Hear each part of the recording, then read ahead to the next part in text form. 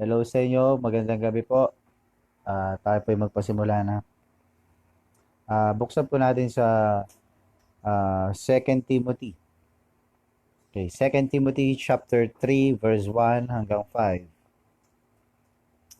2 Timothy chapter 3 verse 1 hanggang 5. Okay, basahin po natin. 2 Timothy chapter 1 verse chapter 3 verse 1 hanggang 5. Okay, so ang sabi diyan, this know also that in the last days perilous times shall come. For men shall be lovers of their own selves, covetous, sabi niyan, covetous, boasters, proud, blasphemers, disobedient to parents, unthankful, unholy, without natural affection, truce breakers, false accusers, incontinent, fierce, despisers of those that are good, traitors, heady, high-minded, lovers of pleasure more than lovers of God, having a form of godliness, but denying the power thereof. From such turn away. Okay. So, sa Tagalog po, ibig ko pong basahin natin sa Tagalog. Sabi po dyan, alamin din ito na sa mga huling araw ay mapanganib na mga panahon ang darating. Sapagkat ang mga tao ay magiging mga mapagmahal sa kanilang sarili, mapag-imbot, mga mayayabang, palalo, mga lapastangan, di tumatalima sa mga magulang, di magpapasalamat, di banal. Walang likas na pagmamahal, bumabali ng kasunduan, mga nagpaparatang ng masama, walang pagpipigil sa sarili, mababangis, mga mapanghamak sa kanila na mga mabubuti, mga taksil, mapusok, mapagmataas, mga mapagmahal sa kalayawan ng higit kaysa pagiging mapagmahal sa Diyos. Mayroong itsura ng pagka-makadiyos, datapwat tinatanggihan ang kapangyarihan nito. Mula sa mga ito ay lumayo. So, yan po ang title natin sa verse 5. Denying the power thereof. Sa Tagalog, tinatanggihan, datapwat tinatanggihan ang kapangyarihan nito. So, denying the power thereof. Tayo po manalangin. Aming Diyos, dakila sa lahat, Panginoon, maraming salamat po sa hapon na ito.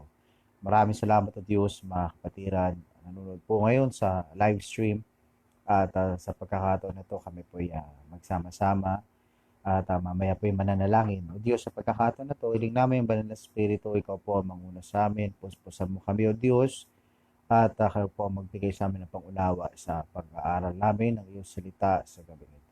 O Diyos, maraming salamat po. At patawad po Diyos sa aming mga pagkakasala na gagampan ng simula pa. At madalangin sa pangalan ng Jesus sa amin. Okay. So, denying the power thereof. So, may kita natin. Ang nagsulat ito, walang iba po kundi si Apostol Pablo.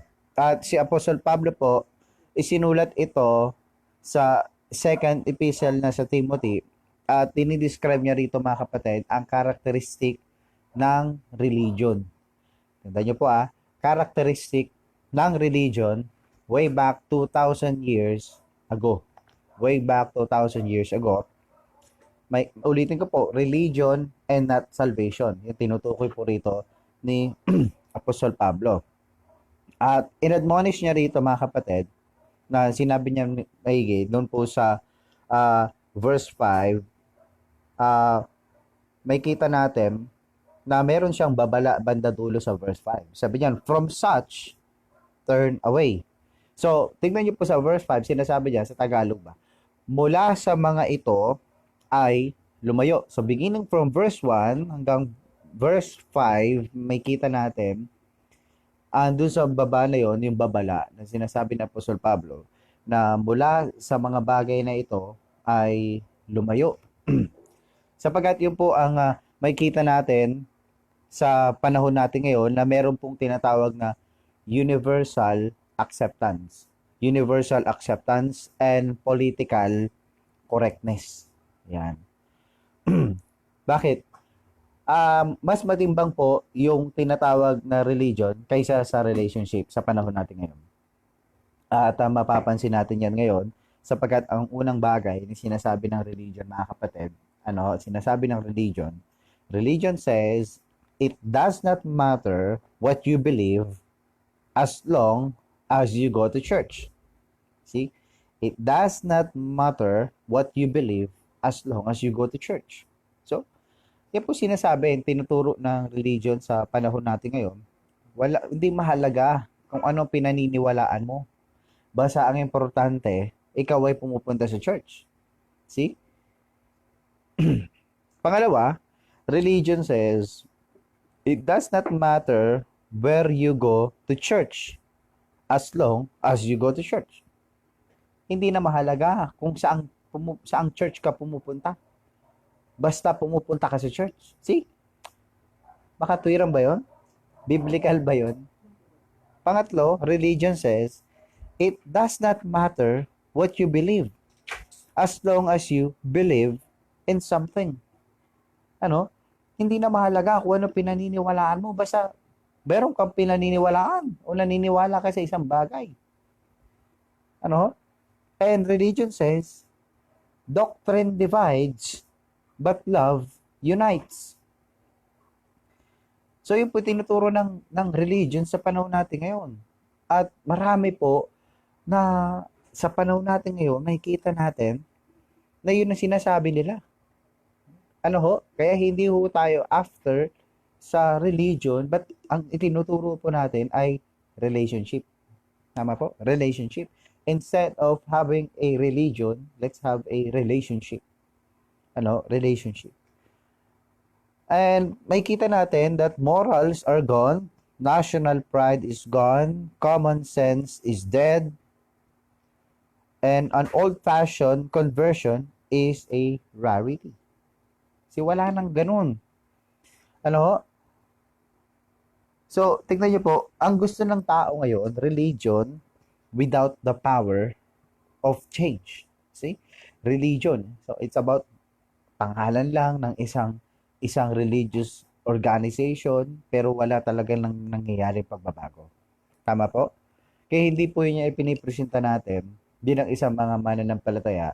Sapagkat marami po ngayon is may kita natin dyan sa verse 5 na yan, na kung saan meron silang itsurang pagka-makadiyos.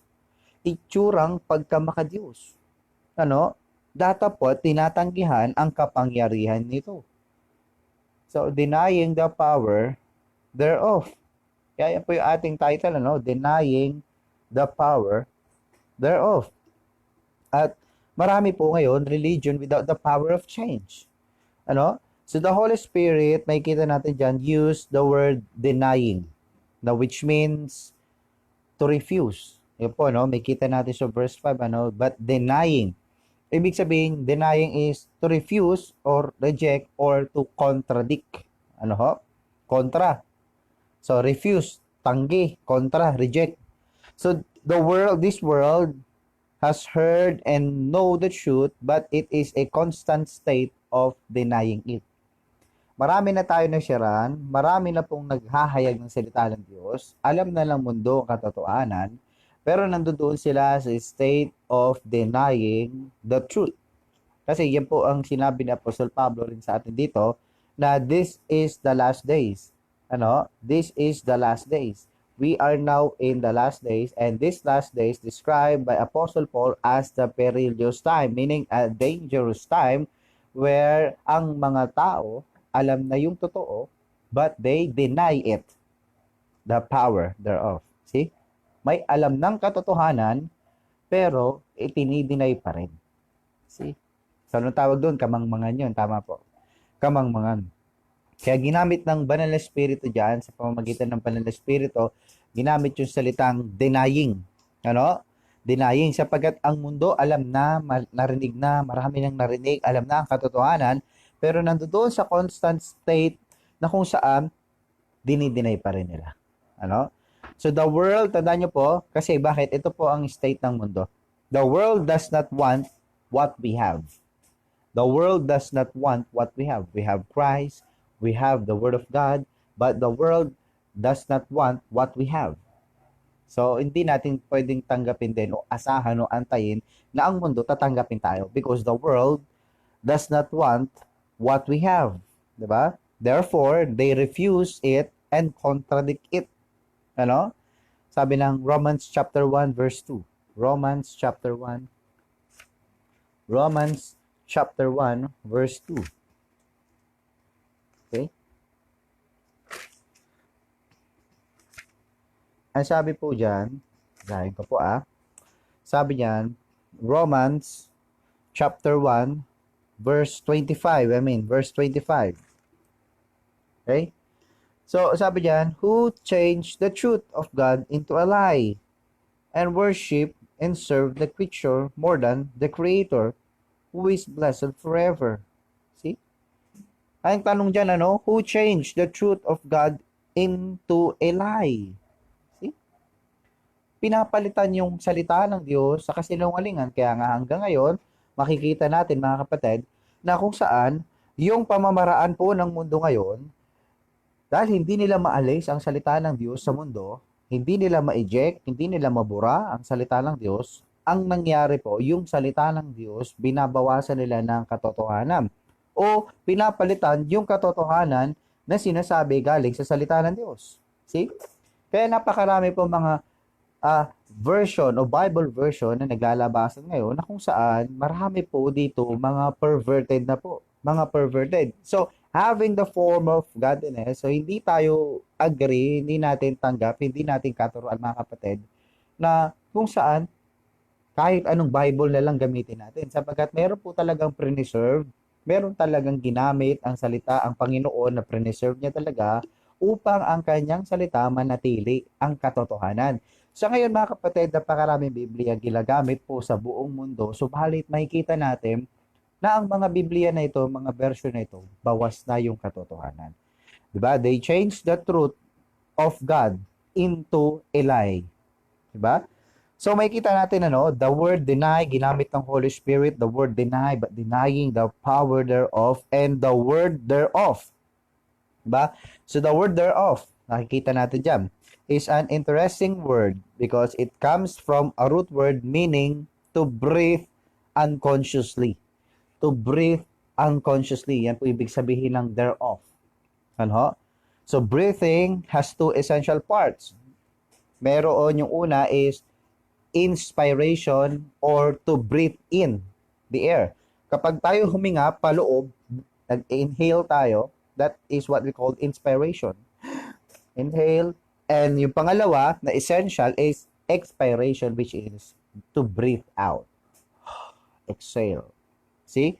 To breathe in, to exhale. So, meaning, we are breathing unconsciously. See? So, breathing is one of the body's automatic response of the nervous system. See?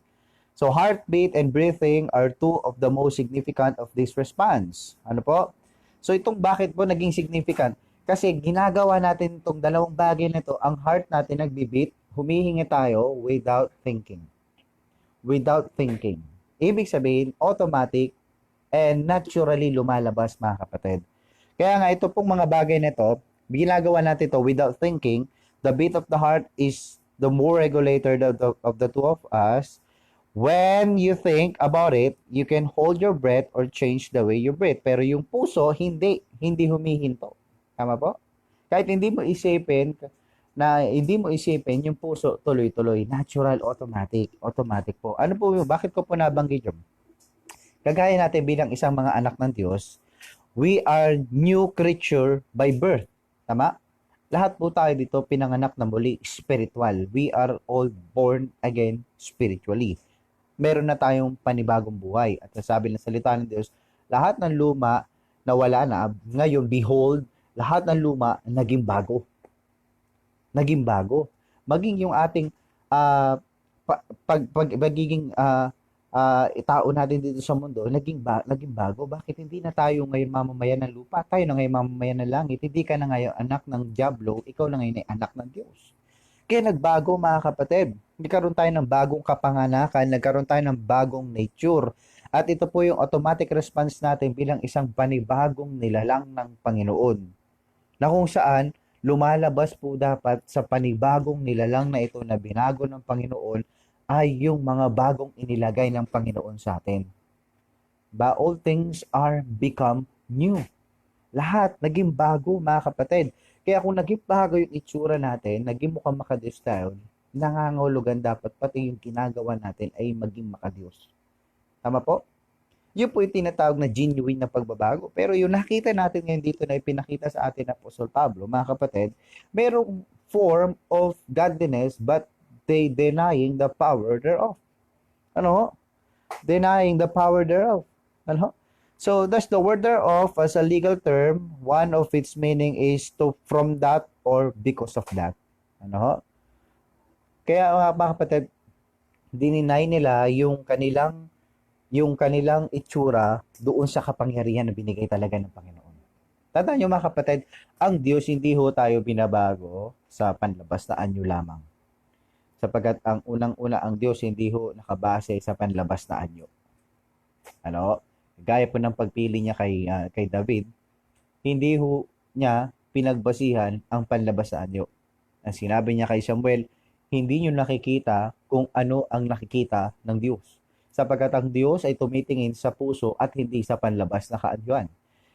Kaya ang Diyos hindi madadaya. Tama po. Kahit tayo mag-anyong mananampalataya, mag-anyong makadiyos tayo, pero yung ginagawa natin ay hindi po sang-ayon sa itsura natin, we are denying the power thereof. And the Apostle Paul speaks about the religion and not the relationship. And that is the religion right now, mga kapatid. Yan po ang religion sa panahon natin ngayon. Meron silang form of godliness, nasa sa kanila yung itsurang mananampalataya, itsurang makadiyos, but they denying the power of God. See? They're denying the power of God. So, may kita natin, salvation is a powerful experience. Lahat tayo naka-experience yan. Salvation is a powerful experience. Bakit? A change of life is always there when one gets saved because it is breathed unconsciously. Ano ho? So we do not necessarily feel change, but suddenly things take on a different perspective. After nating maligtas, mga kapatid, hindi man natin kaagad nakikita yung pagbabago, pero papasok doon yung natural, automatic, we are breathing unconsciously.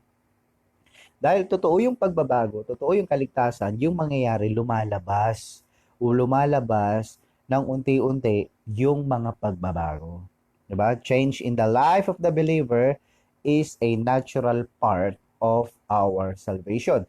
Kaya ang isang nagpo-profess na siya po ay ligtas na, subalit walang nakikitang pagbabago sa kanyang buhay, maaring wala pa talaga doon yung tunay na kaligtasan. Hindi ko po kine-question ng kaligtasan, pero kine-question ko po yung nag-profess ng kaligtasan kung talaga bang tinanggap niya ang kaligtasan. Okay po? So, ayan po, no? Kasi ang kaligtasan, meron po itong powerful experience.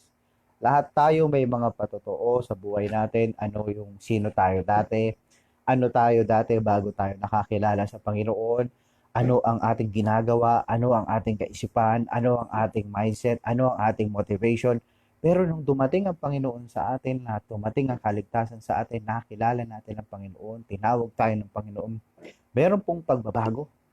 Wala ho sa atin dito mga mananampalataya ngayon na nakikinig dyan, na merong kaligtasan, pero yung ginagawa niya, kung anong ginagawa niya nung wala pa si Kristo sa kanya, ginagawa niya pa rin hanggang ngayon. Tama po? Walang ganun. Wala hong ganun. Kasi meron pong pagbabago, merong tinatawag na change of life. Change of life when salvation comes, may pagbabago po sa atin. Tignan natin yung the power thereof. The power thereof. So the power of conversion. The power of conversion. Ito po yung unang bagay na titignan natin. Meron po tinatawag na the power of conversion. Nung tayo po'y naligtas, tayo po'y na-convert. Tama po? At yung conversion na yon, hindi po yon isang conversion na ginawa lang ng tao sa atin o nag-share sa atin ng salita ng Diyos.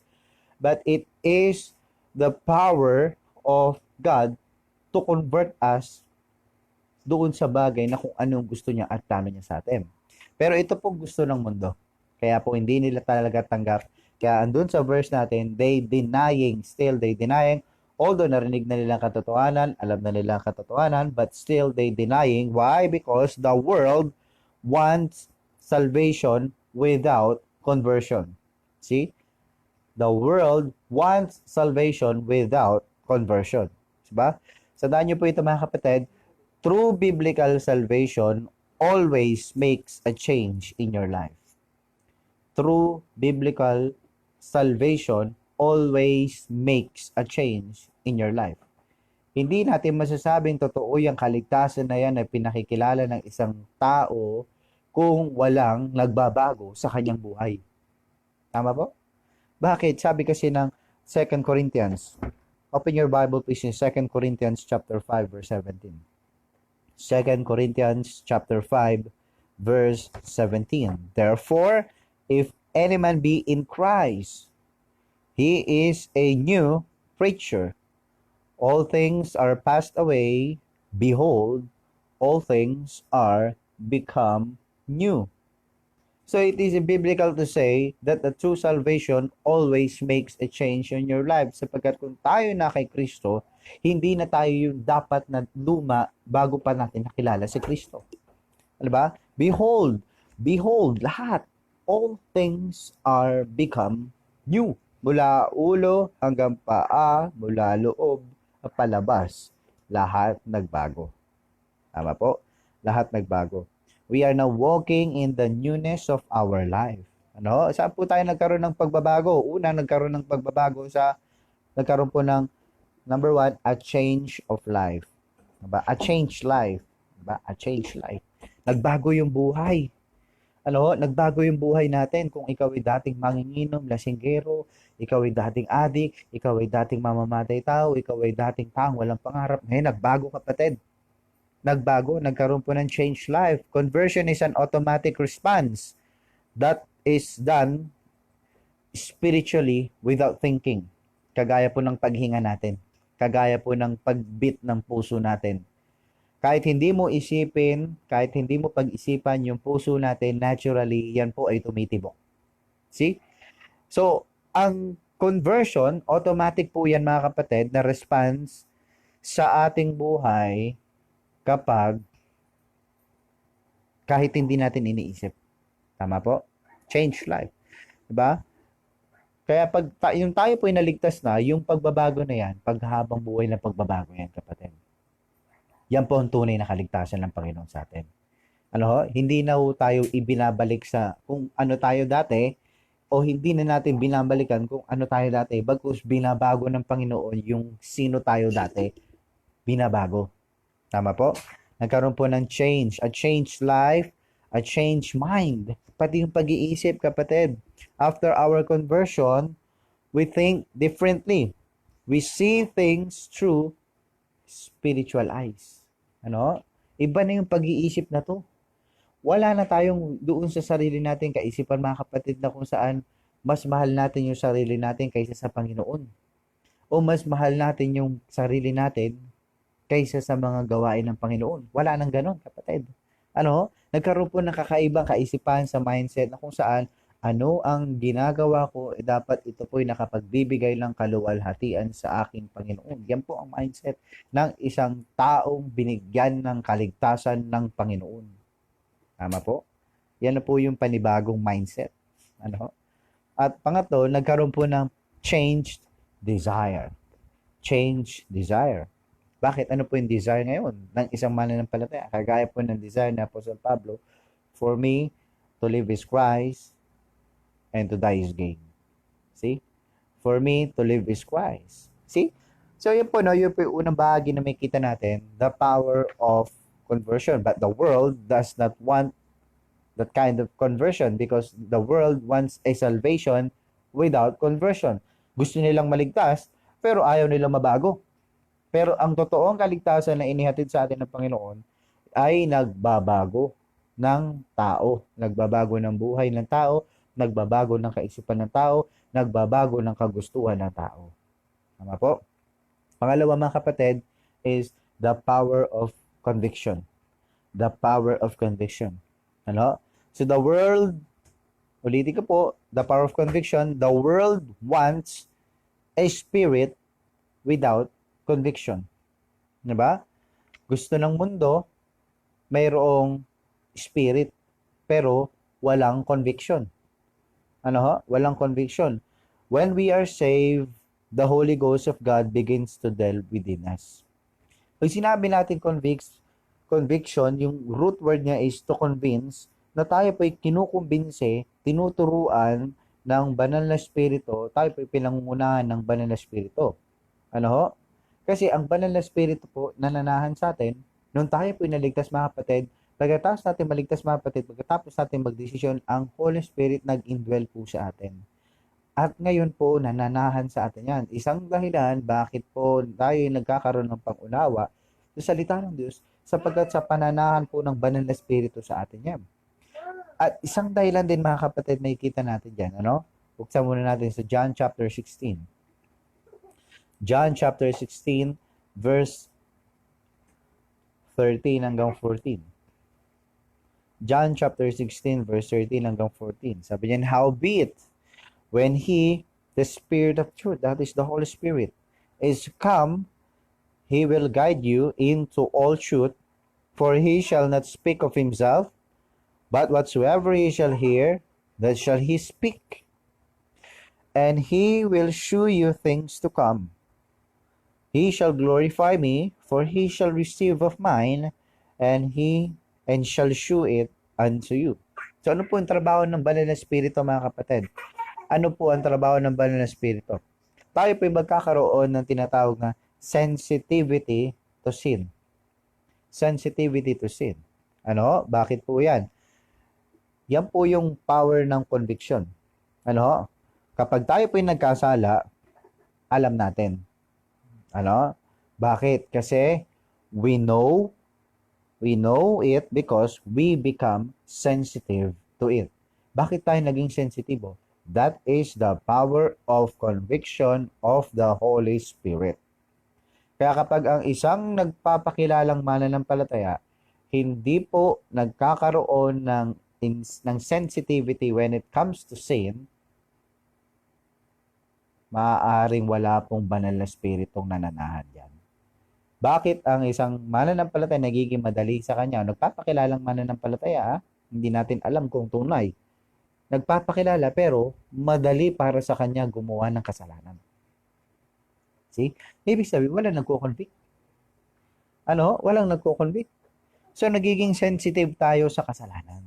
Hindi lang yan, nagkakaroon din tayo ng conviction about sin. Diba? Conviction about sin. Sinfulness becomes wrong to the child of God. Dahil alam natin kasalanan, alam natin mali, alam natin yung katayuan natin that we are now a child of God, hindi natin gagawin. Sabagat alam natin na ang kasalanan ay hindi po para sa mga anak ng Diyos. Tama po? Hindi para sa mga anak ng Diyos. Hindi lang yung mga kapatid, na ikinukonvict pa tayo, is a desire to change from sin. A desire to change from sin. Diba? A turning away from sin to Christ. So, aalis tayo, tatalikod tayo doon sa kasalanan, and we will turn our face to Christ.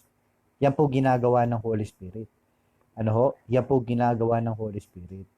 Kaya yung mundo, ang gusto ng mundo mga kapatid, gusto nila ng spirit, pero ayaw nila ng conviction. Ayaw nila na tinuturuan sila kung ano tama, ayaw nila tinuturuan sila kung ano yung dapat gawin, ayaw nilang tinutulig sa yung kasalanan nila. Yan po ang gusto ng mundo. Pero hindi po yan ang gusto ng salita ng Diyos para sa atin. Okay po? Hindi po yan. Because we are not denying the power thereof. But they denying the power thereof. They have the form of godliness, but they denying the power thereof. Ano po? Ayaw nila ng conviction. They want spirit but they don't want conviction. They want, yung number one natin, uh, they want salvation without conversion. No? Gusto nila may salvation pero walang conversion na mangyayari. Walang pagbabagong mangyayari. My goodness kapatid, it is not biblical to say that. Ano ho? Hindi po biblical yun. Kaya malaking katanungan sa akin kung sasabihin ligtas pero walang nagbabago. Walang nagbabago. Mm-hmm. Ano? Pangatlo po is the power of conformity. The power of conformity. See? Ano po yan? The world wants a scripture. The world wants a scripture without commandment. See? Gusto ng salita ng Diyos, pero ayaw sa kautusan. Tignan niyo po. Ano? Conformity. If the Bible is the pure word of God, and it is, then it demands obedience. See? Ang salita po ng Diyos ay salita ng Diyos. Ito po ay nagde-demand ng pagsunod. Dahil ang salita po ng Diyos ay salita na may authority. Salita po ng authority ito, salita ng ating Panginoon, yan po ay mayroong pong pagbabatas. Hindi po niya sinasabi kung gusto mo sumunod, kundi ang de-demand po siya, tayo po'y sumunod. Ano? Tayo po'y sumunod. Pero ang mundo, ayaw nila ng conformity ganito. Gusto ng mundo, gusto nila ang salita ng Diyos, but they don't want commandment.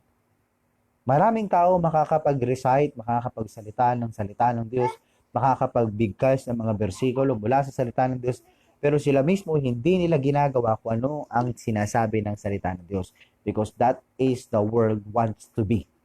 See? They're denying the power thereof. Diba? They claim they know the Word of God. They claim they believe on the Word of God, but they don't follow the Word of God. See? Malaking question yun, kapatid. Ano? So, if we believe in the Word of God, we love the Word of God, we know the Word of God, then the manifestation is this. We need to follow the Word of God because the Word of God demands obedience. Diba? Demands obedience. So, sabi ng Philippians chapter 3 verse 18. Philippians chapter 3 verse 8 hanggang 11, mga kapatid.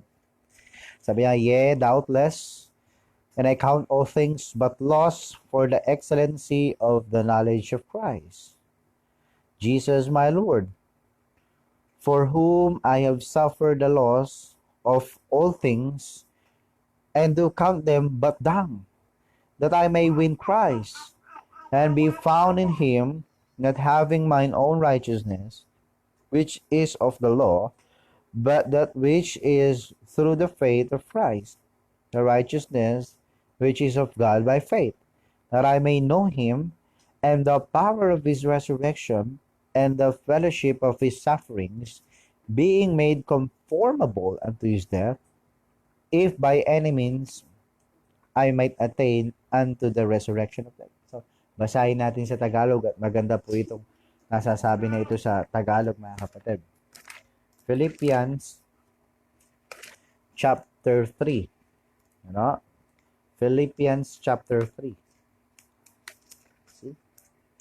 Chapter 3 verse 8 hanggang 11. Basahin ko po sa Tagalog kanina, binasa ko po siya sa English. So sabi diyan, oo, walang alinlangan. Diba? Tama ba yung binabasa ko? Yan. Oo, walang alinlangan. At ibinibilang ko ang lahat ng mga bagay, kundi kalugihan, dahil sa kagalingan ng pagkakakilala kay Kristo Jesus na aking Panginoon, sabi ni Apostol Pablo.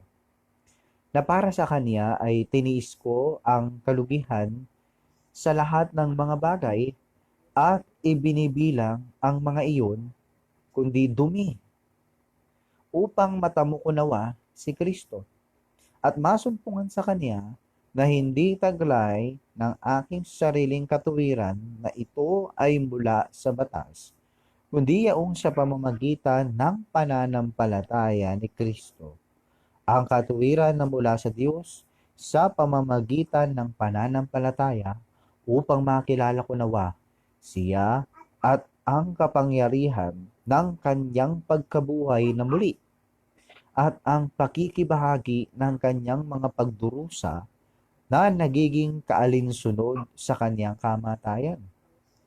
Ano ho? Verse 11. Kung sa pamamagitan ng anumang paraan ako nawa ay makaabot hanggang sa pagkabuhay na muli ng mga patay. See? So, kahit po si Apostol Pablo, mga kapatid, ano, ibig niya maging kaalinsunod, conformable, kaalinsunod, nakakiling sa kung ano ang ibig at gawain ng Panginoon. Sa Apostol Pablo, sabi niya, lahat ng meron siya, lahat ng achievement niya, mga kapatid, he count them but dung. Ano po? Ibig sabihin, dumi. Wala siyang ipinagmamalaki sa Panginoon, wala siyang iniaangat sa harapan ng Panginoon. Kundi ibinaba niya ang kanyang sarili para ang katuwiran ng Panginoon makita niya. Ano? Mapa sa kanya, mga kapatid. Ano? At makikita natin, ano, na ibig niyang ang Diyos ang manguna sa kanya. Ano? Alam niya ang salita ng Diyos. At dahil alam niya ang salita ng Diyos, ayaw niya masunod kung anong gusto niya, kundi gusto niyang gawin kung ano ang salita ng Diyos, siyang masunod. See? Yan po ang power of conformity. Hindi ho tayo basta nagaan yung makadiyos dito ngayon. Pero yung sinasabi mismo ng ating Diyos, siyang ating dapat ipamuhay. See? So, kailangan, mga kapatid, conformity tayo to the Son of God. Ano?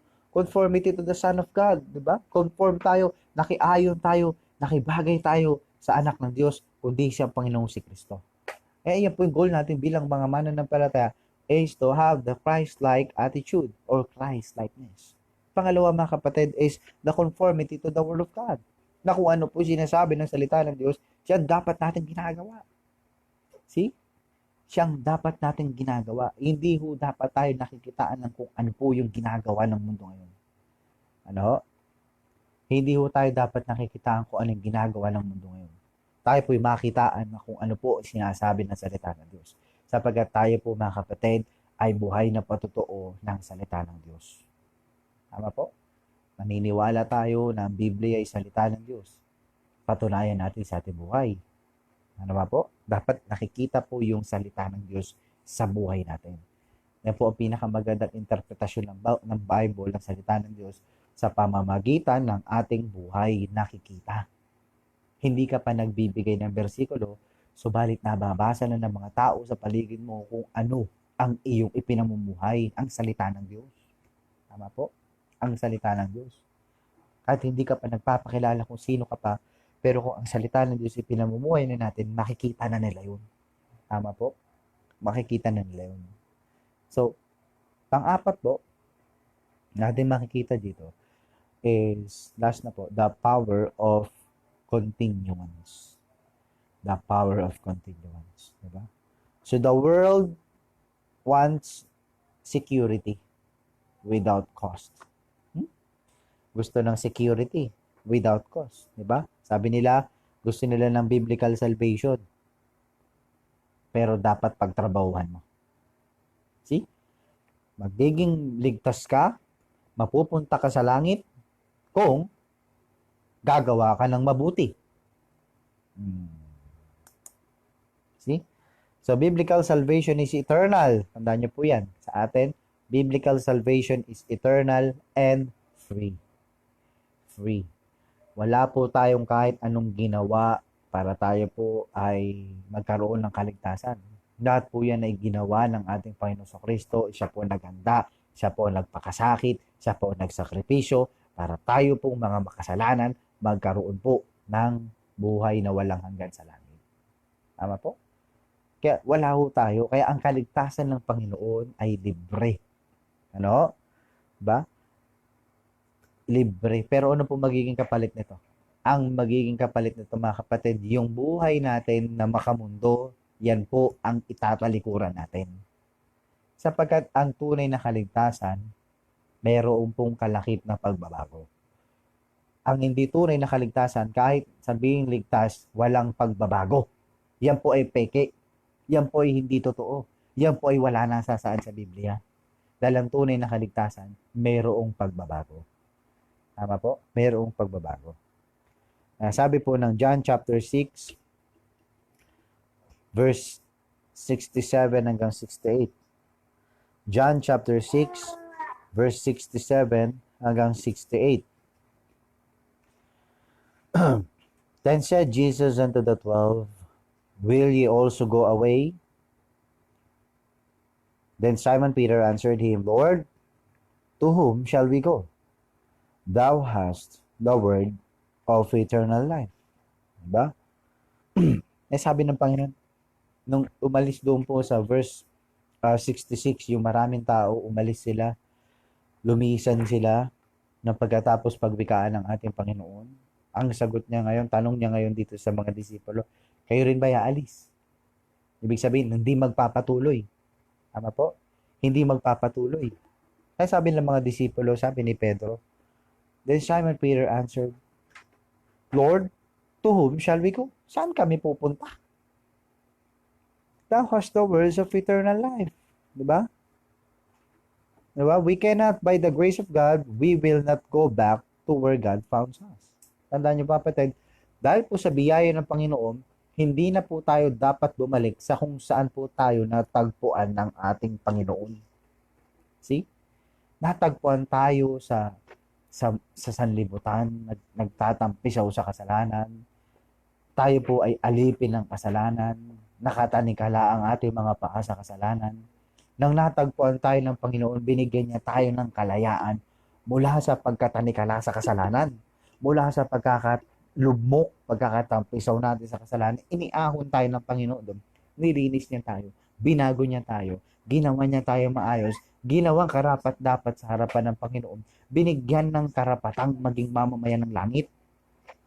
Yun ang dapat natin pagpatuloy. Hindi na natin dapat balikan pa kung saan tayo natagpuan ng Panginoon. My goodness, kapatid. Sana nakikinig tong kapatiran na to. May kausap ako ngayon. May kausap ako kanina. Hindi na ako nire-replyan. Pero hindi ako sumusuko. Hindi ako nire-replyan. Patuloy lang na sinisin ng lahat ng binibigay ko. Okay lang. Hindi ko susukuan hanggang ang Diyos ang magbigay ng pagsuko. Tama po? Na nagtatampisaw sa kasalanan. Sabi ko, nagtatampisaw sa kasalanan to. Nagpapakasarap sa kasalanan. Sabi ko, bahala ka na dito, Panginoon. Bahala ka na sa taong ito. Pero tayo po mga nagpapatuloy ngayon, mga kapatid na nanonood dyan. Sana nanonood itong tinutukoy kong kapatid na to at kilala niya kung sino siya. Magpatuloy tayo sa Diyos. Wala na tayong pagpupuntahan pang iba. Kung tayo po'y naniniwala that the Lord Jesus Christ has the words of life, then let's continue to Christ. Diba? Tayo po'y magpatuloy sa Panginoon. Alam natin si Kristo ay kaligtasan. Alam natin na ang Panginoong Kristo lang ang daan patungo sa kalangitan. Alam natin na ang Panginoon lang ang lunas sa lahat. Bakit tayo hihinto? Bakit ka babalik doon sa pinanggalingan mo? Tama po. Alipin tayo noon ng kasalanan. Pero ngayon, alipin pa rin naman tayo. Alipin na tayo ni Kristo. Tama po. Alipin tayo ng Panginoon ngayon. Alipin tayo ng dakilang lumikha. Alipin tayo ng may-ari ng mundo. Alipin tayo ng gumawa ng buhay. Tama po? Kaya saan tayo pupunta? So we need to follow Christ. We need to follow Christ. Wala pong presyo ang pagsunod sa Panginoon. Sapagkat yung dapat na tayo po ipinako sa krus, siya po ang nagpakasakit para sa atin. Kaya tigilan natin mga kapatid yung pagiging hipokritano. Meron tayong itsurang Kristiyano, pero hindi nakikita sa buhay natin yung pagiging Kristiyano. Magpasalamat tayo sa Panginoon sapagkat hindi ganun ang katuruan na meron tayo ngayon. Hindi ganun ang katuruan na meron tayo ngayon. Kaya sabi ni Apostol Pablo dito sa huling bersikulo na binasa natin, diba? Mula sa mga bagay na iyon ay lumayo kayo. Lumayo tayo. Tama po? Tigilan natin yung pagiging hipokrito, pagkukunwari, kundi magpatuloy tayo. Ang tunay na kaligtasan, merong pagbabago. Tama po? Hindi tayo kagaya ng mundo gusto ng kaligtasan pero ayaw ng pagbabago. Ano ho? Meron pong banal na spirito nagkukulbik sa atin. Ano ho? Meron pong salita ng Diyos na nagtuturo sa atin. Kaya magpasalamat tayo mga kapatid sapagkat andyan dyan ang salita ng Diyos patuloy na nagtuturo sa atin. Opo? Amen? Ano ho? At tayo po manalangin mga kapatid. Aming Diyos, dakila sa lahat, Panginoon, maraming salamat po sa pagkakataon na ito. Maraming salamat at Diyos sa inyong kabutihan, sa inyong pagpapala. At sa patuloy na pagre-review sa amin, Panginoon, sa mga gawain, sa mga bagay na aming nagagampanan sa iyo. O Diyos, dalayan ko po na kayo po ang patuloy na magbigay sa amin ng karunungan, kaalaman sa mga katotohanan na nanggagaling po sa iyong salita.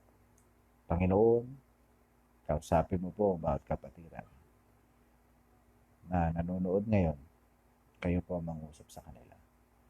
Dalayan ko rin, Panginoon, kapatiran na aking kinakausap ngayon na kung saan ay hindi ho nagre-reply sa aming mga conversation. O Diyos, dalayan ko po, usigin mo siya. Bigyan mo ng bagabagin mo itong kapatiran namin na ito. Usigin mo, Panginoon, kung talaga meron siyang kaligtasan na natamo sa inyo, Panginoon, kayo po mag-usig sa kanya, O Diyos, sa kanya mga ginagawang makamundo, sa kanya mga ginagawang kalapastangan sa inyong harapan. O Diyos, sa mga kapatiran naman nagpapatuloy na may katapatan sa iyo, pagpalain mo ang kanilang buhay, Panginoon. Maraming salamat, O Diyos, at ating dalangin sa pangalan ng Jesus. Amen. Okay, so pray natin yung service bukas. No? May service po tayo bukas, alas 8, same time. At yung mga kapatiran pa rin na makakapunta po sa Covenant House bukas po, punta po kayo. Ano? Kung kaya nyo po makapunta bukas sa Covenant House, ay punta po kayo. Ano po? Alas 8 po hanggang 10:30. Pero nung nakaraan kasi lumampas po talaga kami. Konti lang naman. Konti lang. Okay? So, yun po yung oras na napili ko kasi yun po yung oras na pwedeng lumabas. Kasi ang schedule po ngayon dito sa Mambugan ay alas 6 hanggang alas 12 po.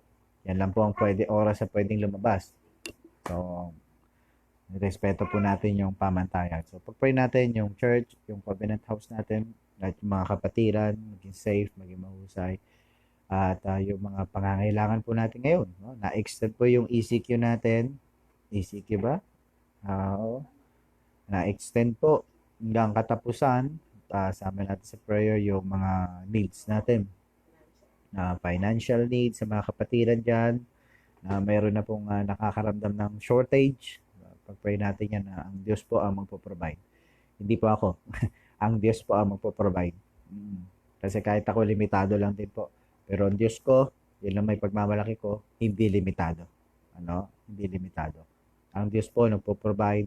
Kung ikaw po yung nananampalataya sa Panginoon, na ikaw ay dadalhin niya sa langit someday, panampalataya mo din that God can provide your daily needs right now. Okay? So, pray natin na financial needs, yung spiritual needs pa rin natin mga kapatid. Hindi tayo magkakasama pero dito po masusubok. Inuulit ko po sa inyo, dito po masusubok ang katapatan mo sa Panginoon kahit hindi tayo magkakasama ngayon. Makita yung katapatan mo, yung katatagan mo mga kapatid na kaya mo mag-stand alone kahit hindi tayo magkakasama ngayon, hindi tayo nagkikita-kita, pero binabantayan mo rin ang spiritual na condition mo. Ano ho? Naging matapat tayo. Dito po makikita ng Diyos yung mga nagtatapat sa Kanya. Ano ho? Spiritual. Yan po panalangin natin. And then, physical, syempre, patuloy tayo mag-ingat. Kung tamaan tayo ng COVID-19, kalooban ng Panginoon yun. Ano ho? So, pero ganun pa man, gawin natin yung dapat natin gawin. Ano po yung mag-ingat tayo. So, take care everyone mga kapatid. Maging safe tayo. Maging mahusay. Kung hindi mo gagawin yung safety measure mo mga kapatid, wala po. No? And then, yan po, sabi ni Sister Yas, ano? Yung mga frontliners din natin. Naku, nalalagas po. Isa-isa nalalagas yung mga frontliners natin. Pag-pray natin yung mga frontliners, mabigyan po ng kalakasan ng Panginoon. at yung mga ah, pangangailangan po ng bansa. Leadership, pangunguna sa ating gobyerno ng Panginoon. Mabigyan ng wisdom ng Panginoon ng ating gobyerno at itong buong bansa, pag-pray natin. Yung mga infected po, nasa 4,000 plus na po sila. Pero magandang balita po dito, lumalaki po, dumadami po yung gumagaling. Pero pag-pray pa rin natin na mas mabawasan na po yung mga nagiging infected. Okay? Para hindi na po ma-extend pa itong ECQ na to. Dahil masyadong mabigat po para sa atin. Ano ho? At ano pa yung sasama natin sa panalangin? Sama natin sa panalangin mga kapatid yung safety po yung mga nagtatrabaho pa rin sa atin dyan, yung mga mahal natin sa buhay, sa mga probinsya na nakakaranas din po ng quarantine. Pag-pray natin yung mga mahal natin sa buhay at yung mga kaibigan natin, pag-pray natin. At ganun pa man, yung finances din ng church, pag-pray din natin, na maging mahusay pa rin yung finances ng church natin. Okay? So, ayun lamang po. So, sino po yung may mga prayer request, i-post nyo lang po, pwede nyo i-post. Yan. Okay? So, ngayon po, ang nakita kong nakikinig ay 15. 15. Pero hindi ko po alam kung ilan po in numbers, in numbers in individual. Pero ngayon po, ang nakikinig po ay 15. Okay? So, isama nyo rin po, Ayan, si Ma'am Susan, request siya, pray for my health and safety, Pastor. May kasamahan na po kami na PUI sa hospital. Okay, so ipag-pray natin si Ma'am Susan. Kasi isa si Ma'am Susan sa mga frontliner. At di ho pwedeng tagyan ng ospital nila kapag meron dumating doon. Kaya pag-pray natin na meron po silang kasamahan ngayon, yung mga staff nila doon as frontliners, meron na silang kasama doon na PUI na. Pag-pray natin na ma-conceal nila to. And sabi ni Sister Hasmin Elpides, please do pray for my brother's safety and health po sa pagstay niya doon sa work niya po. Okay? So, si Nestor ata to, si Nestor. Oo, kasi ang mga call center ngayon ay may trabaho pa rin. At ginawa ata setup ng maraming call center ngayon is yung iba stay in po doon sa kanilang working place. Okay. So, Nanay Gina, sabi niya, pray my family, me, and for us. Pray natin yung family ni Nanay Gina at siya doon sa ibang bansa. Okay? Maging mahusay po, maging safe si Nanay Gina. Okay? Ayan po. Saka yung family niya po dito sa Pilipinas. Okay? Sino pa po? May prayer request dyan sa inyo. I-post nyo lang po, Post nyo po yung mga prayer request nyo. At para po sa ating pagtatapos sa panalangin.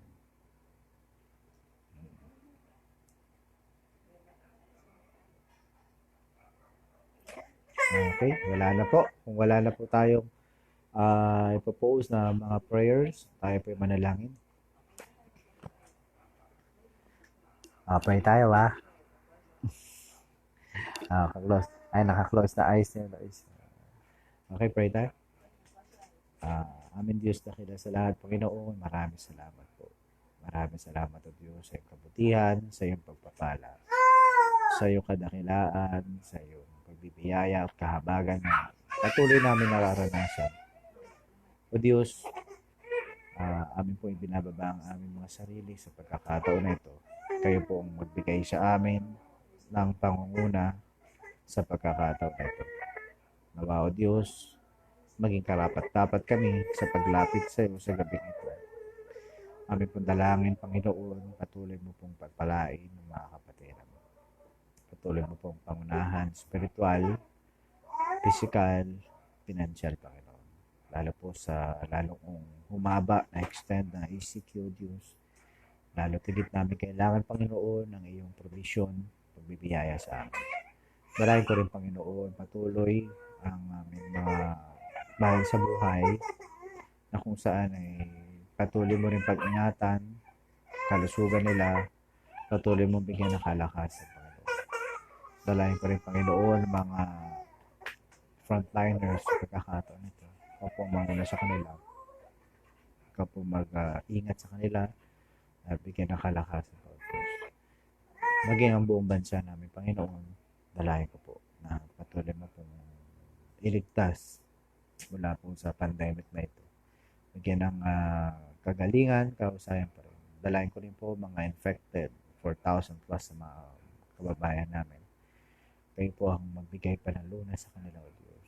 Mabigyan po ng kagalingan at lunas sa po itong COVID-19 na ito, O Diyos.